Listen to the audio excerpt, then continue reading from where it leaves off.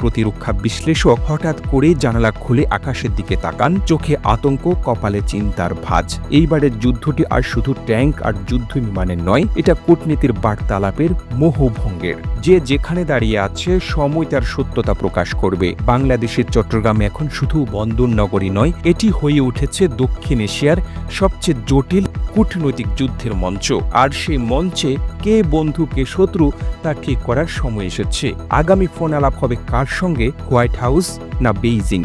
উত্তর লুকিয়ে আছে আসন্ন শীতকালীন কূটনীতির জালে। আর ততদিন পর্যন্ত গল্প চলছেই। প্রতিবেদনটি তৈরিতে তথ্য ও উপাত্তের সাহায্য নেওয়া হয়েছে এনটিভি থেকে। আর এতক্ষণ আপনারা সঙ্গে ছিলেন বিশ্ব বাংলার। সেই সঙ্গে আপনি বাংলাদেশের কোন জেলা থেকে এই ভিডিওটি দেখছেন আমাদের কমেন্ট করে জানান। আমরা পরবর্তী ভিডিওতে আপনাকে ধন্যবাদ জানাতে ভুলব না। এতক্ষণ বিশ্ব বাংলার সাথে থাকার জন্য আপনাকে অসংখ্য ধন্যবাদ।